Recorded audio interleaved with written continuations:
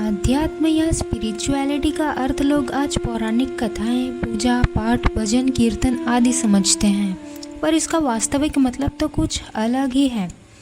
Spirituality की अलग अलग फिलोसोफर्स और पंथों ने अपने अनुसार व्याख्या की है, पर सनातन धर्म में आध्यात्म बस एक शब्द या कॉन्सेप्ट तक सीमित नहीं है, बल्कि बहुत गहरा अर्थ है अध्यात्म का। आइए विस्तार से समझते हैं कि अध्यात्म है क्या। अध्यात्म दो शब्दों के योग से बना है, आत्मा और अध्ययन, मतलब आत्मा का अध्ययन। आत्मा यानी कॉन्शियसनेस, इंडिविजुअल कॉन्शियसनेस, जो कि यूनिवर्सल कॉन्शियसनेस से अलग नहीं है। आत्मा को ही शास्त्रों में सच्चिदानंद कहा गया है। यह शब्द 3 शब्दों के मेल से बना है, सत, चित और आनंद। यहाँ सत मतलब सत्य का अर्थ है नित्य, अनचेंजिंग, जो समय के साथ बदलता नहीं है, जो तब भी था जब कुछ नहीं था, जो आज भी है और जो तब भी रहेगा जब कुछ नहीं रहेगा। चित का मतलब है consciousness, awareness of I am. यहाँ उस मैं की बात नहीं हो रही है जो आप अपने आप को हमेशा से समझते आ रहे हैं। यहाँ आई एम उस चैतन्य को कहा जा रहा है जो व्यापक है, जो साक्षी हैं, जिन्हें ब्रह्म भी कहा गया है, और जो नाम रूप गुणों से परे हैं।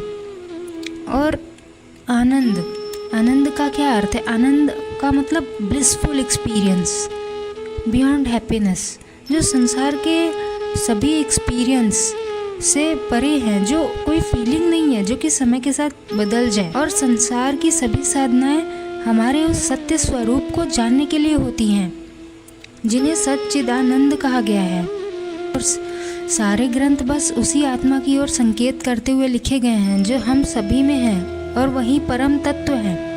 अब तक हमें यही लगता था कि आत्मा सबके अंदर अलग अलग होती है, पर ऐसा नहीं है। आत्मा एक है, अखंड है, अनंत है और सर्वव्यापी है, जो हर जगह समान रूप से है, जिनका कोई नाम रूप और गुण नहीं है। वो इन सबसे परे हैं। जैसे भगवान कृष्ण कहते हैं भगवद गीता में, अच्छेद्योयम अदाह्योयम अक्लेद्यो सोष्यैव च नित्यः सर्वगतः स्थाणुर अचलोयम सनातनः। अर्थात यह आत्मा काटा नहीं जा सकता, इसे जलाया नहीं जा सकता, इसे गीला नहीं किया जा सकता और सुखाया भी नहीं जा सकता, कारण कि यह नित्य रहने वाला, सब में परिपूर्ण, अचल, स्थिर स्वभाव वाला और अनादि है। अब जो सबके अंदर अलग अलग होती हैं वो जीवात्मा होती हैं। हम उन्हें सूक्ष्म शरीर भी कहते हैं, जो एक भाव मात्र है, जिसकी वजह से हम बंधनों में हैं। खैर, इसे आगे की सीरीज में समझेंगे। अच्छा, हम सब ने बचपन से सुना है कि कण कण में ईश्वर है, पर हर कण में जो ईश्वर है वो किस रूप में है, ये किसी ने नहीं बताया। पर ग्रंथों में इसका जवाब है। सनातन धर्म के हर एक ग्रंथ डायरेक्टली इनडायरेक्टली उसी कण कण में बसे ईश्वर की ओर संकेत कर रहे हैं, उन्हीं का अध्ययन करवा रहे हैं।